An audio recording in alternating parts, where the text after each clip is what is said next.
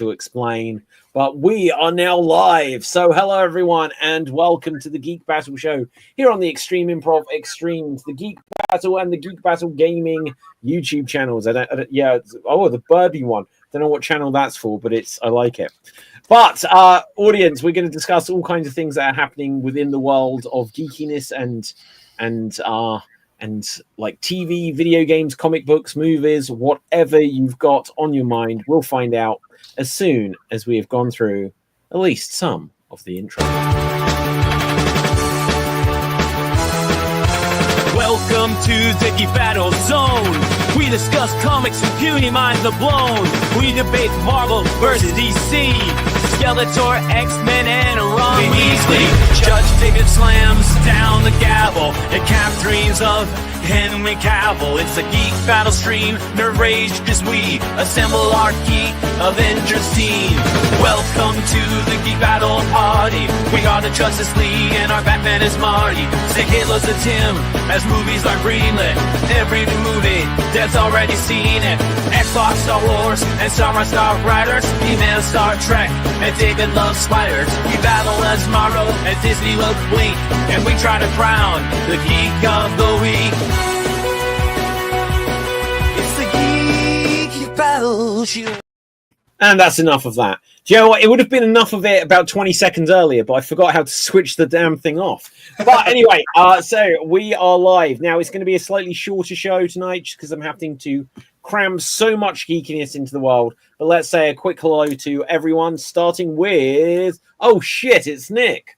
Hello. There you go. So, Capelfed, say hello to the people. Hail. Good. Dave, say hello to the people. Bonsoir.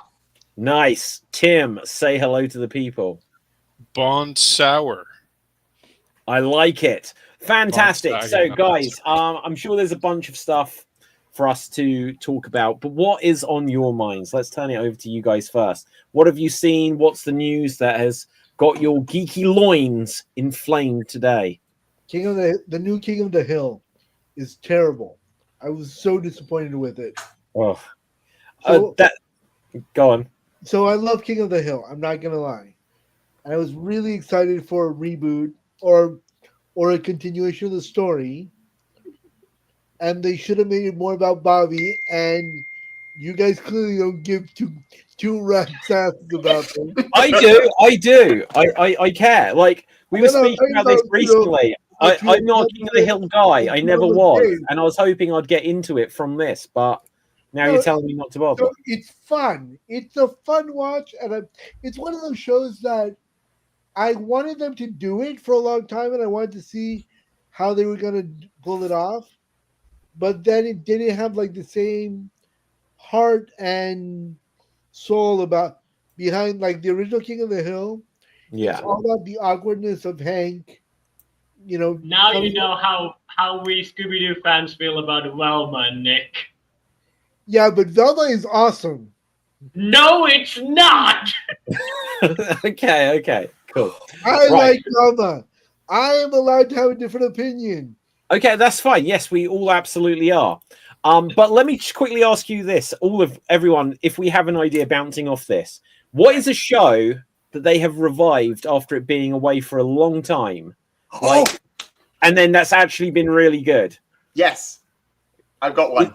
It's Doctor Who, isn't it, Dave? It's not. No, it's not. Okay. No, It's why I watched today. So I was watching on Amazon Prime, and this was probably a couple of years ago. It was filmed. Does anyone know or remember the show, the series called Takeshi's Castle? Has anyone ever seen that? Yeah, that's a game show, right? Yeah, but it's still fun. It's a show that's been revived, and it's fun. Okay, it's 34 years since the last one was filmed, and it's come back. 34 years. 34 years since the last one. That's insane. And it is so good. Okay, well, look, Dave, like I absolutely take your point on that, but I guess I was thinking more like because like you get new contestants, like Gladiators came back, like how you have American Gladiators. Gladiators came back in the UK for the second time, and that is pretty awesome. But again, the concept would forever work. But I mean, something like how King of the Hill came back. Cap, what have you got? X-Men 97. Buh! I only saw the first episode of it, but it seemed decent. So I Yeah, thought you were the only minor critics I have most of the time, animation is probably Magneto looks really weird for me. But other than that, I thought No. We know the real reason why you don't like the animation, Cap, is because Rogue's ass has shrunk. You know me too well. I know you too well, mate. Which is a disturbing and disgusting thought. Okay. Any other bids on this, Tim? Did anything pop to mind? Well, I mean, kind of Serenity and Family Guy, but Did Fox Serenity that came back as a movie, didn't it? Came back as a movie. Oh, Firefly came back as Serenity.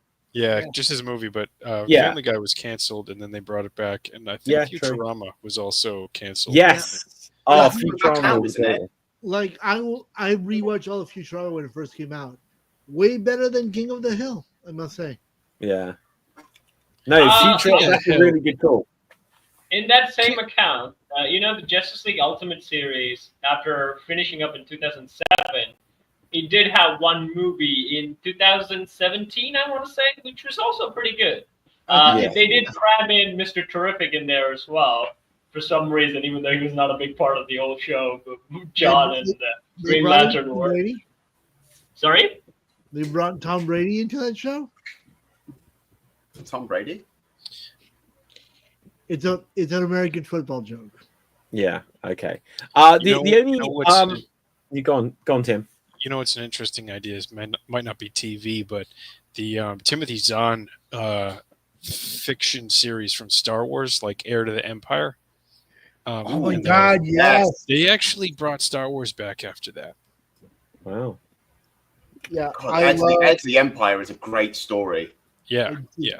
I do love those. In that sense, they also brought back the Clone Wars, right? Like it was canceled, and then Disney Plus with the final season, right, when we finally saw Order 66. They had two versions of the Clone Wars. One was like an animated shorts, like 5 minutes long, were very low in dialogue. This was like, I think, close to the trilogy. And then they, I think they said that that's not a part of the lore anymore. And then they did like 3D animation that they do now. Yeah, I would argue though that because they kind of put in the 5-minute ones. They showed why Grievous is coughing all the time. Like, because Mace Windu crushed his ribs, and then the other animated series, they showed him still coughing. So if that's still not canon, does that still mean that Mace Windu still choked his ribs? Yeah, that's probably not. Well, you know how Disney likes to retcon certain things. Just like, it's not good for us, right? Yes. Okay, let me give you a quick thought on my. We've replaced Cap with a way better looking version of Cap. Well, I don't know. I like his original. He's got a better haircut than the original. Yeah. So what I was going to quickly say, a slight observation there. Other than Serenity, which bounced off of Firefly, but that I don't think that was only like maybe 2 or 3 years later or something. All of the ones we said were like animated. Now, obviously the big one we can say Doctor Who came back after like 15 years off TV. X-Files comes to mind. They brought that back for like 2 seasons. And I'm trying to think. They've done like a few, maybe 5 years ago, or maybe even slightly more than that. The Hobbit. No, that's a film, isn't it? It's not a TV show, and it's like it's based on a different book. Gandalf and Legolas back. No, it's not the same thing. It's not the same thing. But what I mean is like, but it was a big thing a few years ago for like event series. So I know that they did like an event series of 24, an event series of Prison Break and stuff like this, where it was, and like they did like I never watched this one, but they did like a one-off series of like Heroes and stuff like this. But they brought back shows that were like big in the early noughties, and then it wasn't that we're just relaunching them again. It was like we're bringing this back for 6 episodes, kind of thing. Rocky came back as Creed. What's wrong with? I keep saying a TV show, Cap. A TV show. Sci-fi is The Expanse. I've got another movie. Cap, let me explain something to you, mate. Yeah. A TV series, Cap, is something between 30 and 40 minutes, maybe an hour, okay? A film has like a 2 hour to 3 hour runtime and no breaks in between and no adverts. Fair enough, though, Cap. You do bring up a good point. I think we've had this conversation before where we said about like what films have got sequels after a very long time, and I think that one of the longest in between that we came up with was Tron. Suddenly got Tron Legacy, like 30 years later. 27 years later, was it? What was that? 27 years later. That's insane. 27 years later for a sequel. Wow. It does feel okay. So, like, Dev has been speaking about Happy Gilmore getting Happy Gilmore 2 on Netflix. So I gotta say one thing. I love Happy Gilmore, Yeah. and I refuse to watch Happy Gilmore 2. Just because of the King of the Hill thing, you're like, no more bringing back things I love. Pretty much. Okay. Wait until you watch Tiny Toons reboot. I would like a good Pinky and the Brain reboot. Okay, I'm sure I've said this before, but do you guys remember the series that didn't last long, Pinky, Elmira, and the Brain? Yes. Yep. That was awesome. They did a spin-off, which was Elmira from Tiny Toons, or from Animaniacs, or wherever she was on. She was on Tiny Toons. She's from Tiny Toons. And then it's Pinky and the Brain from Animaniacs. Yeah. Also from but Tiny Toons, Animaniacs, Pinky and the Brain, Hysteria, all the same thing. I'm missing one more. We're all in the same world. We're all in the Warner Brothers Spielberg verse. Which one am I missing, Cap? I think that's it. That's the two of them. I think it is. Oh no, Freakazoid. That's the one. Freakazoid. Yeah, that wasn't like Pinky and the Brain, or that wasn't like Animaniacs, was it? Yeah, it was. I think it is involved with the Animaniacs production. But like, what is Freakazoid? Isn't that just like one character? Yeah. Whereas like Animaniacs, there was like loads of different characters, and you'd see them each week a different one. And then on Tiny Toons, you'd see like sometimes it'd be based around Buster Bunny, and then another week it'd be, what was the duck called? Plankton. Oh wow, no idea. But anyway, yeah. I know it. How can I know? How can I not know it? Plucky Duck. Yeah. Okay, awesome. Another thing that I watched last week, but I wasn't at the show last week, so I'm going to talk about it today. There's a show in Latin America called Chespirito. There's a very good documentary about it called Si Quieres Queriendo, which is Wantingly Unwanted, whatever it's called. It's on Netflix. It's fantastic. Okay, cool. I'll just give the heads up because I've done this before. As soon as someone speaks a language that isn't English, my brain literally cannot take in the words you said. So I would have no chance of looking this up unless you put it in the chat for me to find. Right. Oh my god! But also, was it last week or the week before? We watched the Tamil version of Mrs. Doubtfire. Yeah, it was last week. Copyright strike over that. You're joking. Yeah, and like I put the shield up. We didn't play the music, and I still got like, and I had to remove it from the episode. I had to like bring it down, and I have to re-upload it without it. I think it's official companies. I think put Tamil movies on YouTube now. Maybe that's why they're much more stricter. I really don't know. Actually, no. Hang on. I tell a lie. There was an issue over it. But it was like this video is blocked in India, and I was like, oh, okay, right. Okay. So it's country blocked too. Yeah, maybe they want exclusive rights to their channels. The only one to be able to see it. Yeah. I just posted the name of the documentary on the private chat or okay, thank you. Right, okay, guys, what else have we seen? What else is on our minds? I've been watching the Great British Baking Show. The Great British Bake Off. Yay! That's been a lot of fun. Yeah, my fiance and I have been enjoying it. Paul Hollywood, what a crusty fellow. What a crusty fellow. Yeah, my best friend has been trying to get me to watch that show for about a year, and I broke down and she's like, "Look, I'll host a Zoom chat, and we'll watch the show together." I'm like, listen, Nick. Okay. anytime Paul says something about that dessert, I'm like, just give it to me. Stop judging it and send it into my to-go container, my stomach. I want some dessert, please. Welcome to debate battle. They sort of dissect it, don't they? They don't say, the texture is good, and better. They just go like, I'll take this massive fork, take like the tiniest bit, and those garden pitchforks. It's like they're eating with one of those and taking just a little top off the top. Yeah. It seems there's a bottom to this dessert. I was hoping there wasn't. The bottom's too bottom. What? Soggy bottom. So that was the era of Mary Berry, wasn't it? Oh, yes. That whole controversy. Because in the UK it was on BBC, and then I think Channel 4 in the UK got snatched the rights, and Paul Hollywood went with the show, but all of the other people involved in the show were kind of either ditched or they left in protest or something like this. Oh, really? And the show obviously survived and it's thrived, but there are two distinct eras. You wouldn't think so with such a quaint, happy British feel show. Yes. But there's this massive drama that severed it into two paths. It's funny. I hear that sort of, I guess, the separating of things, or the drama that occurs, and it's whatever, I'll do my own version. And it's so funny because I see that in volunteering in different places. Some organizations have the same thing.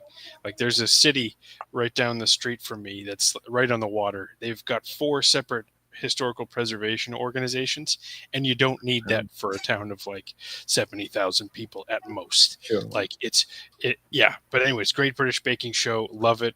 Still watching it, and I can't wait to see the change because we're only on season 4. Yeah. 1 second. Dev! It's Dev. Hello, Dev. How are you doing? I'm good, thank you. Hi, I'm Dev, and my random geek fact is this: the stream title says Extreme Improv 627 instead of Geek Battle.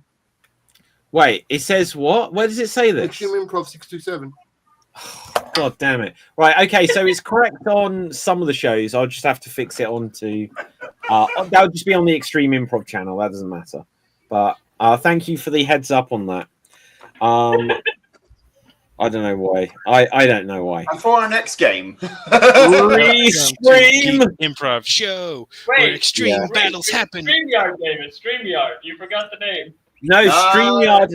No, this will be correct. StreamYard puts it onto the Geek Battle channel, and it will be correct there. It'll just wait a minute. Look, it says right there, Geek Battle. Dev, you're on Facebook. On Facebook. Oh, who cares about Facebook? Right. Anyway, so Mark Zuckerberg is now drinking water. All these billionaire tech companies just screwing me over. And it's Elon Musk stole his logo. Mark Zuckerberg is screwing his name. Yeah. Zuckerberg. Anyway, Zuckerberg. Yeah. Okay. So, guys, I haven't seen anything. It's been a really hectic week for me. The main things I've got to contribute to the show is now, as I like to sit here, I now have a wand. So that's new. So this is I think it's a fake Harry Potter wand, but it's a wand. Okay. Yeah. You show me what you've got, Dave. You show me what you've got. Right. What have you got? Get your wand out, guys. Get your wands out. Cap has a comb. Oh, Tim, you think you've won. You think you've won. That is pretty awesome.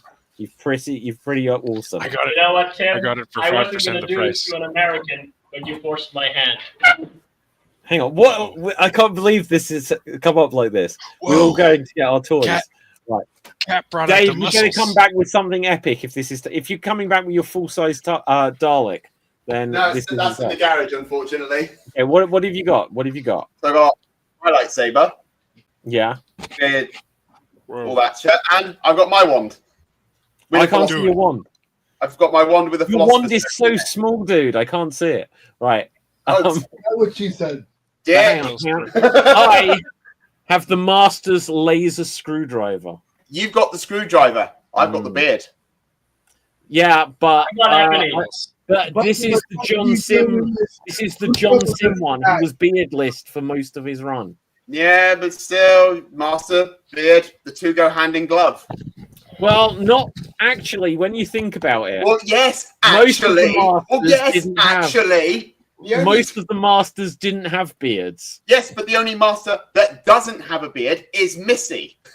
Missy, yeah, John Sim didn't for most of his run, nor did Derek Jacobi, and nor did it when it looked like some weird thing made out of a plastic bag. I don't know. Right. I'm going to put out one thing. Right now. Yeah. I want to put out one thing. Like a good American, Tim has 2 guns right now. Oh, come on. Hang on. I'll see your 2 guns. I'm and I'll raise you. Let's see what else I can muster. There's my other gun. Turn my thing off for this. Hold on. Let me show you something else. I said we didn't have. Look, I've got. Okay, I can only find 1 gun, but I also have a wrench. I have a spoon. A spoon. Oh, I see you've played Knifey Spoony before. Right. Okay, good. What has this show become today? I have my catnap. Guys. I've beaten all of you. Okay, go on then. I can't bring it up, but I'm posting the Geek Battle Facebook right now. The Geek. What have you got? You'll see. Is it just like a human head? Is it Gwyneth Paltrow's head from 7? That's actually how she lives her life. Okay, what have you got? What is that? A portal gun. Ah, okay. I've barely played Portal, but yeah, that makes sense. Okay. Well, I'm just going to say here that it's taken me a long time to get a laser screwdriver, so I was pretty happy with that. It even comes with a toclophane, so there, right.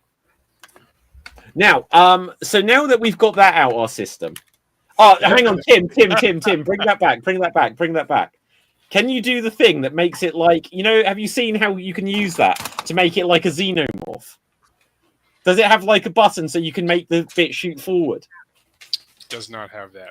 Bring it forward into the frame. Bring it into the frame. It kind of, look, it's got the xenomorph thing.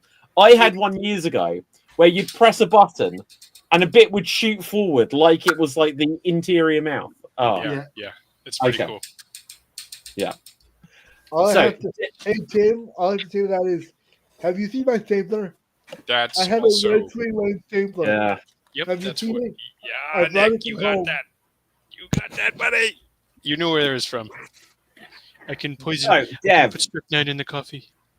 What have you got for us, Dev? In the tradition of 90s reboots and rehashes, I saw Naked Gun. Oh, I wanted to see that. Was it good?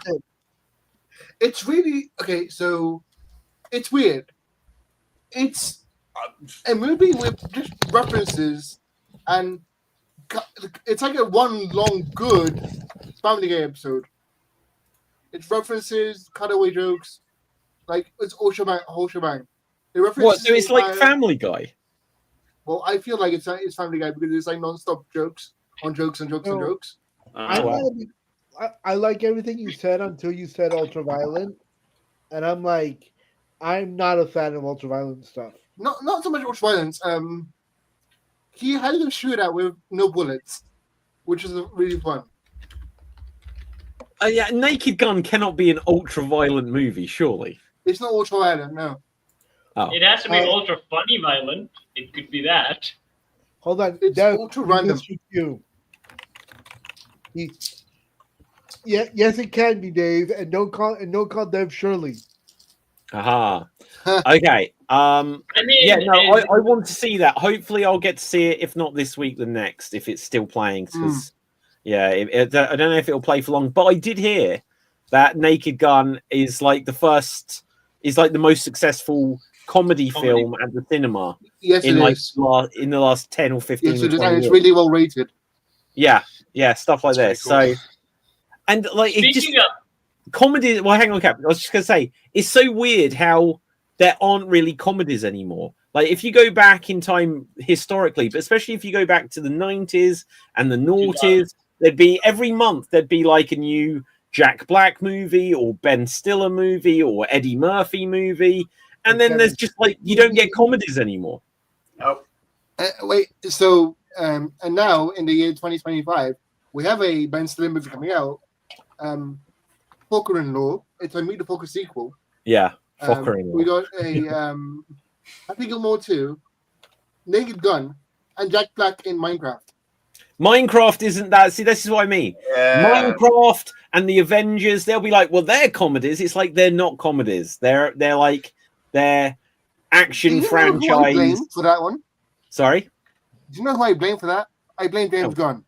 James Gunn. He made it like basically mandatory to have some comedy in every action movie as a form of levity. Hang on. Yeah, go on, Dave. I was going to say, I made this point a couple of weeks ago. It's James Gunn found a formula and he stuck with it, and now everyone seems to be doing the same thing. And the formula is that moments of drama mixed with comedy, then an action scene, shove more comedy into the action scene, then another dramatic moment, comedy, finale. Yeah. So no, what I think it's more than... No, go on, Cap. Go on, Cap. So more than James Gunn, I think it's literally Marvel. They started doing that even before James Gunn coming in.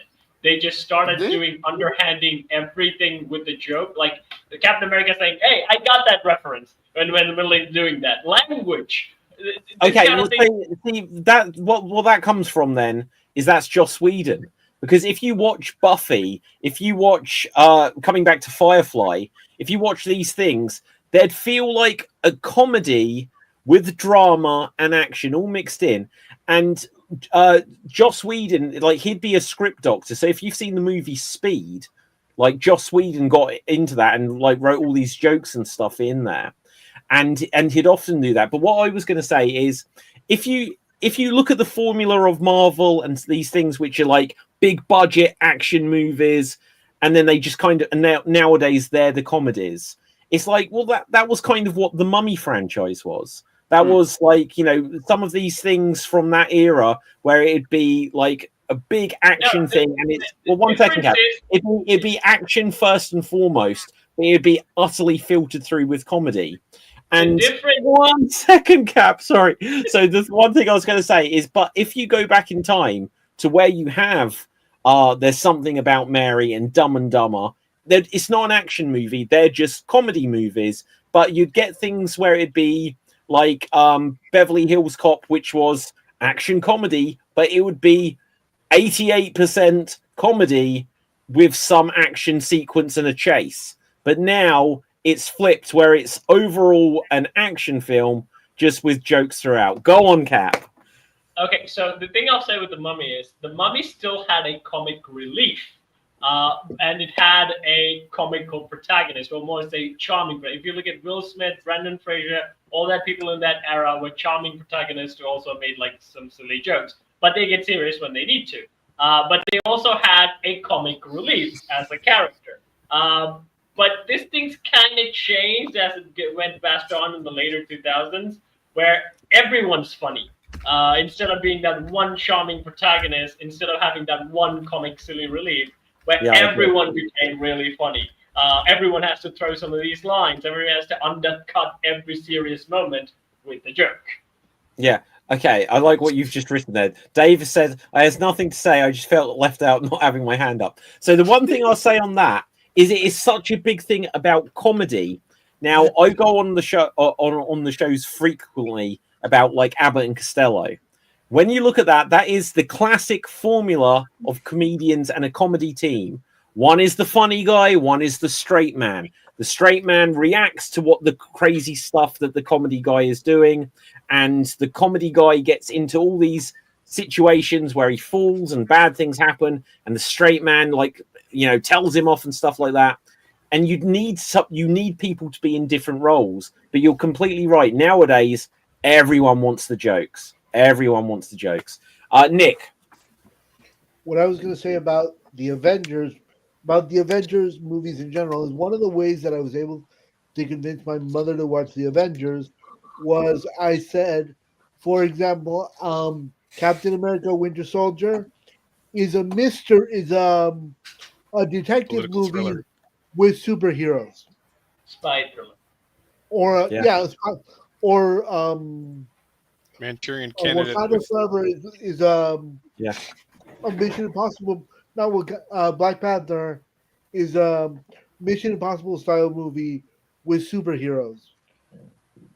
You know, like the superheroes were like a secondary part of the movie, which is which is why I think they're successful, because you can run Winter Soldier without Captain America, and it'd still be a really good movie. Yeah, I believe that of all the Marvel Avengers movies, I believe that of all the Avengers movies, Winter Soldier is my favorite, personally, because you can run it, because it makes sense without Captain America being Captain America. It could be, Steve Rogers and Natasha Romanoff instead of Captain America and the Black Widow. And it'll still I agree. A great movie. Okay, Tim. So to kind of listen to what you had to say, Dave, I think James Gunn perfected the Marvel comedy timing in the movies, but that 2008's Iron Man, before the Marvel Cinematic Universe was even sold and bought by Disney, you have Robert Downey Jr. who's showing up, being the millionaire playboy who's really funny, and that adds the comedy into the script, is like this charismatic, braggadocious character who I think adds the comedy there, to bring it back to an aspect of like what comedy is now and what like comedic movies are out. It's really hard to make a joke without someone taking it seriously. As the internet grows and our connection grows and our ability to share our thoughts and opinions, and sometimes that's admittedly like a deserved sort of commentary. We're trying real hard to make good comedy that people can, as many people can identify with as possible, as opposed to punching down. And I always think that starts with a fart joke. My favorite line. Almost everyone has gas. My favorite line in Iron Man wasn't even in the script. Yeah. RDJ came up with it on the spot. The last line of the movie, "I am Iron Man," was completely ad-libbed. I've heard that before. That's crazy in the fact that that's like it's like, imagine in the Superman film, Clark Kent goes, "Yeah, I'm Superman." It's like, well, imagine if it was a play or an improv show, and you're playing Superman and this kind of thing, and 10 minutes in, it's like, "Yeah, I am Superman." It's like, great, you've completely changed what the whole rest of the series is going to be, because now that people don't have secret identities. But anyway, Dev. Regarding the Abbott Costello straight man and funny person, like dichotomy, Marvel does that all the time as well. Because every movie may have loads of funny characters, but they also contain at least one straight person. Who's the straight man in any of the in any team up? In Guardians of the Galaxy, it's Nebula and what's her face, her sister. Legolas, Lord of the Rings. No, like that isn't the definition of a straight man in the Abbott and Costello kind of sense. Right. Because they Sam don't make Wilson jokes. and the Winter Soldier. Yeah. But Sam Wilson's got so many jokes. Now, I would say Captain America and the Winter Soldier is one of the most seriously stakeful movies that they ever did, where they don't really hammer in so many jokes. It's one of those movies that has like a beginning joke, but as the stakes went on, the tone got really serious. What's the function of the straight man? Is that fast to see? Okay, do we relate to the straight man, or do we relate to the like, oh, everything's goofy? And when we look at it's not so much about which one you relate to. It's that the no, but every Marvel movie had one of the pair. No, I would say no, but it's a specific it's a specific dynamic. So when you look at like the two Ronnies, when you look at Abbott and Costello, and Laurel and Hardy and stuff like this. So in Laurel and Hardy, there's like there's the big one and there's the little one, and in that one, the little ones like the idiot character, and the other one's like the straight man that will set up scenarios that the other one gets himself into, takes the pratfall on that, and then he's just like, he gives his reaction and stuff like this. You'll sympathize more generally with the fool. But like the straight man is the one that's more grounded in reality. Yeah, for example, in Iron Man, it's Rhodey and Pepper. No, this isn't that. This is just a different thing. It's like if you get the movie. David specifically, I think, is talking about Tom and Jerry, Bugs Bunny, Elmer Fudd in that sort of routine-ish, I would say. Well, not even quite that. It's a specific thing to comedy where you get like a comedy duo and stuff like this. You don't just like, because you could get a serious movie and then say, well, everyone I'm trying to think of like a serious film. Like what's a drama or something? I don't want to say something too. The Godfather. The Godfather. You don't say, well, everyone in that is the straight man. It's just like, it's not. You get serious characters; they're not all the same thing. In Titanic, you don't get a straight man or a funny man. You get humorous elements, but it's just not that dynamic. You can argue that in Titanic, the straight man was Billy Zane's character. No, again, that's just not how this dynamic works. If you want to argue, you can. I mean, in theory, you can argue anything. Well, yeah, you can absolutely argue anything you want if you want to, but that it's just like it's a different thing.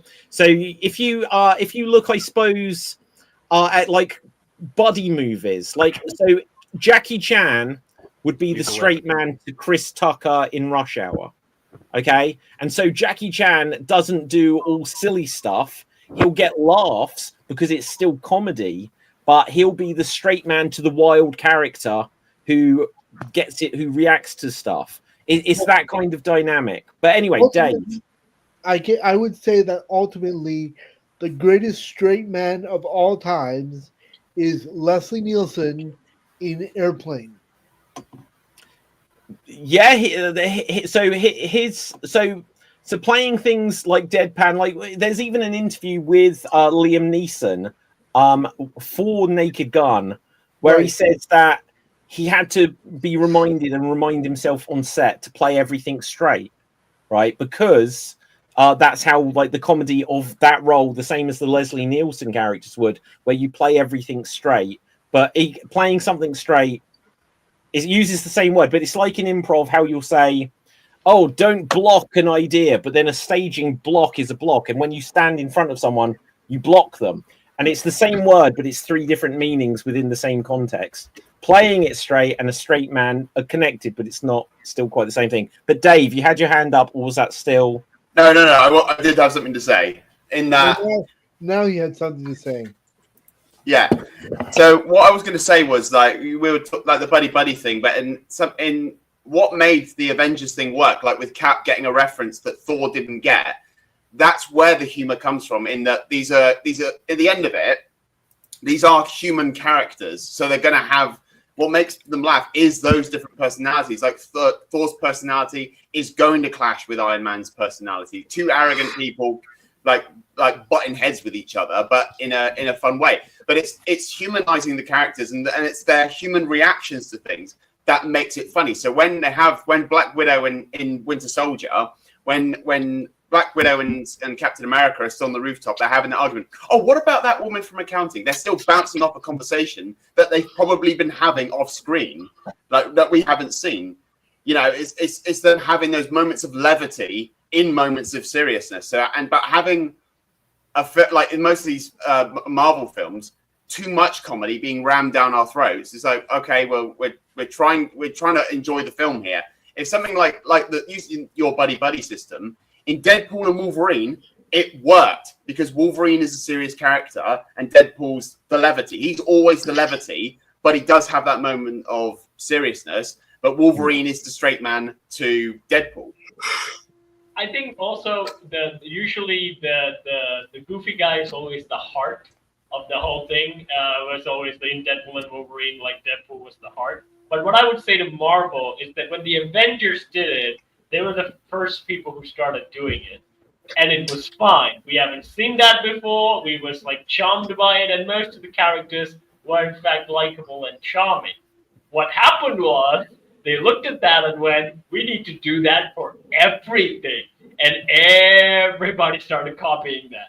And instead of doing it, even look at like the Avengers, right? There's still way too a lot of conversation. Like Captain America having the argument with Tony Stark. There's a lot of serious moments in it, like the first Avengers, the second Avengers. It didn't get underhanded by a joke. That's where Dave is right. When James Gunn came in, he would start cramming every serious moment. Next joke, next joke. Like he didn't even give us a time to breathe, where we realized, oh, we need to feel bad about this moment. We need to marinate it on a little bit more. James Gunn started overdoing that, but then other people parodied it. See, this is what happens to comedy series in general. They have characters that start off with like their own charm and their own quirks. At the end of the series, their quirk becomes their entire character. Joey didn't used to be like this dumb idiot the whole series. He started out as a fairly normal guy who does make mistakes and now and then. But at the end of the day, he's like, Joey doesn't share. He's like, he became a parody version of himself. This is what happens in Friends. They all did, though, to a degree. You think they did it with the only one who of the male characters, Chandler, kind of was already. Again, he was the comic, right? And he's kind of remained in that realms. But Joey, absolutely. But even Ross, Red Ross, and all this other stuff. It's like everyone wants to be the funny one. Pivot. Yeah, exactly. Pivot. Oh, I love that. Yeah. In fiction, there's actually a name for that. It's called Flanderization, where one quirk of the character overtakes its own personality, overtakes the whole personality. Ah, okay. Can you give any examples? Lisa Simpson, where the self-righteousness got turned up to 11. Oh my god, it's so good. You're right. As the series went on. Is it the Flander effect comes from a character from The Simpsons, Dev? Like Flander or some character? Flanders, yeah. So did that term come from Ned Flanders? Yes. Yeah. So how did it apply to Ned Flanders? That he just became Hidely Ho? Initially, his character was the moral compass of like religion and stuff, and it's like, and then they leaned too much into religion, where he tried to like shove religion into every decision he made, and like his character he's religious. Yeah. So, no, I completely agree though with Lisa Simpson. Like the more it went on, sort of like she became like, oh, it's not that fun. She kind of became a spoil sport for a lot of the other characters. Can I say one thing about The Simpsons though? Go for it, Nick. I've had issues with The Simpsons ever since season 16, episode 10, when they decided that Skinner was not Skinner, he was Arnold. Oh, they retconned that. Yes. They did retcon it afterwards. How did they retcon that? Okay, so they had a future episode where they went back and it was like they say it was like, oh, remember that time that the actual series, like that never happened, like that was a dream, like yeah. They made fun of it. Yeah, it's so stupid. Like that wasn't season 16. That was a lot earlier than that, wasn't it? No, that was season 16. It wasn't. 10. That can't be season 16. It was 10 sounds more right to me. No, season 16, episode 10. Season 9, episode 2. There you go. I knew it was early. It was 9 too? Yeah. Yeah, 9 2. Jesus. There was just a weird point in The Simpsons where the humor changed, Homer's voice changed, and the animation slightly changed, all within about a year. That was season 11-ish. I feel that the voice change for Homer was actually a good thing. Oh, no. Okay, so, like, again, everyone's got their opinion, right? When you look back at the Tracy Ullman shorts and, like, season 1 and season 2, and he's really low like this, but then he becomes a lot higher, and then it just changes again, where he's like, all the time. And it's like, there is like, the sweet spot between, like, season 3 and season 7 or 8, and then it dips. If you think that's bad, if you look up the recent season, Marge, she can't do the voice anymore.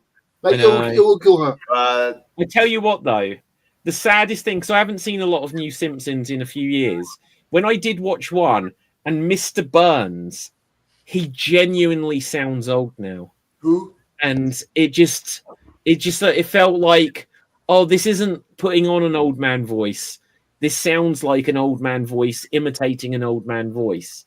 And it didn't have the energy in it in the same way. And it's just like, time is a weird thing to me. Like, because I think until you actually get slightly older, right, I don't think you can actually appreciate, wow, that was 25 years ago, and how these things actually feel like, oh, and that's changed. It's like this last couple of weeks, like Ozzy Osbourne died, Hulk Hogan died. I'm like, this is like everyone I watched growing up. It's like, you know, they still seem relevant to me. How can people like? Because we're getting older, David. That's what's happening. No. Yeah, I mean, look, losing Malcolm Jamal Warner sucks. Is that from the Cosby Show? Yeah. Yeah, the son. We lost the wrong person for the Cosby Show. Because I kind of felt about that instead of people. I kind of felt about that with culture, specifically like pop culture in general. I kind of felt like, oh, the bit of the 90s and the early 2000s things like completely gone. When it comes to like Disney animation, like Nick even said about Elio and things like that, where the things look really not how it used to be. Like the idea of coolness of what I had is not what it's like being trendy or anything like that. And it does bring you back. But then I go and watch Japanese stuff where they kind of carried off from whatever Disney and the other sort of animation, 2D animation style left off. Whatever fantasy genre, superhero genre, action-packed genre, comedy genre, they just carried on, and I felt, my childhood isn't dead. It just transferred to a different country. Yeah. Do you know, it's a weird thing. Like, even like, okay, so Cap, I'm just going to mention this. I'm going to bring it up at the same time. Like, the shirt you're wearing, it is like you're in like fake Leon S. Kennedy cosplay here. You know that, right? Like the blue, the dark across here. Yeah. It is just like, it has that whole vibe, doesn't it? It is you could say RPD on there, right? Yeah, I have a Leon costume and I didn't know it. Okay, so just very quickly mentioning Resident Evil, because I was thinking about this recently, right? Is that I'm like, oh, they should bring back the character Rebecca. She was only in Resident Evil 1 and Resident Evil 0. Wait, and I'm just like, yeah, she was the side character for Chris in Resident Evil 1. I know she was in some anime, and that was like a shame. Sorry to interrupt. I haven't done Chris's story, so I didn't know that. Yeah. So anyway, right. So then she was in 0, and it's like her story just never continued after the first game until there's some CGI movie. I know that exists, right? But here's the thing: when I was thinking about, well, at one point they could follow this up, I was like, that was 25 years ago. No one that originally made this game still is even thinking about tying this thread together. It's just been inherited by the next people. No one cares anymore about my thinking whatever happened to this character. But go on, Dev. Like, have you guys seen Welcome to Raccoon City? I've seen Welcome to Raccoon City, yeah. Yeah. Leon basically looks like Cap. I know. I know. And Cap was like, I hate this guy that played him. I was like, but like this, you should be so pleased because now he is your casting. We said this story before. David said that guy is this guy apparently. So this guy. How have you got that ready? You know, Cap's always ready. I've noticed this thing with Cap. Whenever we mention anything Leon fucking S. Kennedy, he's ready on the buttons. He's got his hand poised in position. Yeah. The funny thing is, so when David spoke it, I didn't really realize it. But then later on, when I had the hair and I did the picture on my Facebook, one of my friends literally did. So this guy used to be a sitcom star, where he was in a sitcom. Victorious. He was Victorious. Yeah. And then my friend memed me with this image, and I was like, "Oh my god, it's Leon!" He also looks like Sholo Madrigueña from Cobra Kai. He looks like a Disney Channel reject. He is. The Disney Channel. He was a Nickelodeon. He's a Nickelodeon guy. I point exactly. But yeah, on that front, actually, I have been playing. My Let's Play came out for Resident Evil 0 as well, and I'm already getting comments from Cap. Me and Cap seem to have this ongoing battle on our channels where we comment on each other's videos. Hey, where's Leon? Okay, look. So this shows it better. If you go to the PS1 Leon S. Kennedy, it's just what Cap is wearing right now. It just says it's like New York, I guess, instead of RPD.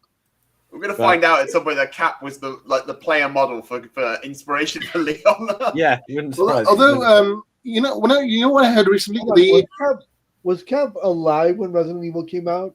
No.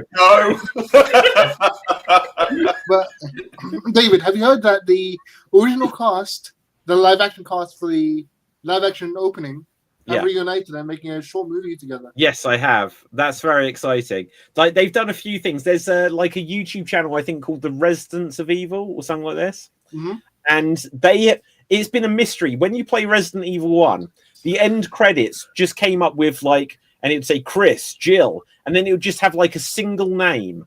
And for 20 years, people were like, well, who were these actors? Because it was live action. Who played them? And it's taken them until about a year and a half ago to actually track all of them down. And bit by bit, when they found them, lots of the actors didn't know they were in Resident Evil, the video game, because it was like making a short film in the woods for like 2 days in Japan. And they were like, well, how is this being used? Some of them spoke Japanese. The guy who plays Chris spoke Japanese. The others didn't. So they didn't know for 20 years that they were in Resident Evil. And now when they found them, they're like, oh, we need to... And did we see that thing? I can't remember if we watched it on the show or we just found it, where these guys did an interview with the guy that created Resident Evil, Shinji Mikami. And they were like, we want to show you this. They had to do an interview about something else, but they were like, we want to show you this. And they'd got like all of the original cast to give a message to Mikami. And when Mikami saw it, he just went, Charlie? And he recognized him straight away. And it was like some weird reunion between them, even though it wasn't like a live course sort of thing. But it was very cool. Very cool. Because before they did that, they did a similar thing with Team Fortress. All the voice actors for Team Fortress got together and did reunion skits together on YouTube as their characters. Oh wow! The characters in Team Fortress, the voice actors, did skits on YouTube as their characters. That's cool. Hey, I gotta bounce. Okay, Nick, Nick. we're going to have to wrap this in a second anyway. So, Nick, it's been a pleasure, right? Because we are slightly over for when Extreme's meant to be on. The only thing I'll say about this, and we might have said this on the show before, but like, did we Dev, you may have even been the one to say this, that the original Johnny Cage did a promo for a different video game and then got fired over it. Yes. People know this story? Yeah. So you need to be careful about using your character for outside projects. So anyway, guys, let's wrap this up just because I'm late for starting Extreme Improv. Kat, where can the people find you? What's your geeky recommendation? You can find me on Sword Beats, where I sing and dance, I throw myself in a bucket, and I work with puppets. And since I've been watching a lot of anime lately, I did a gloomy video. I do have one joke in the end, but it's basically a gloomy video. It's good to have some gloomy stuff as you laugh as well. My recommendation, watch Bongo Stray Dogs. It is... Oh, I just started that. Yeah.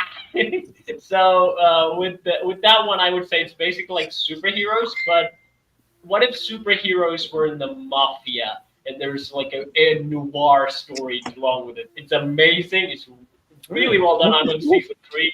You'll enjoy it. Bongo Stray Dogs. Okay, cool. Dave. You can find me on my YouTube channel and my Twitch, Dave MC Gaming, where I do Let's Plays and live streams of various games. I have some new stuff coming as well. Check out my Resident Evil 0 Let's Play and watch me get increasingly angry at the game. And also, my recommendation, go watch the film, which is kind of the first Jaws ripoff. It's a film called Orca. Go and check that out. It's a really good film. I watched it today. It's really good. Go check it out. Awesome. Dev.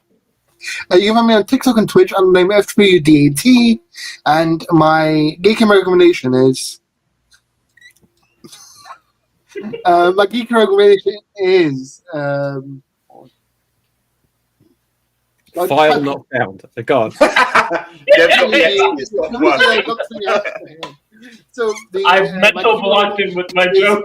Heads of state with John Cena as the President of the United States and Idris Elba as the Prime Minister of the United Kingdom. They would fix the world, I'm sure. Tim. Now you can find me on Instagram or Facebook, but I don't normally have too much of a digital presence right now. I'm taking a break from improv. I honestly think what I would recommend is a quick book that's called Woohoo, You're Doing Great. Take a moment to read a good book that just tells you, how great you're doing, because sometimes that's the message we need. Awesome. Love it. Before I made my gloomy video. Right, my name is David Pstansky. You can find me on Facebook, Instagram, and Twitter at David Pstansky. Guys, follow everything Geek Battle related. I get Geek Battle merch, and my geeky recommendation is just go see Fantastic Four, because apparently it's starting to bomb hard at the box office. Oh no! I know, and it was good. So, with that, until next time, stay safe, always stay extreme, live long and prosper. May the force be with you. Nanu, nanu, and boom. We're off the air. Thanks, Dave.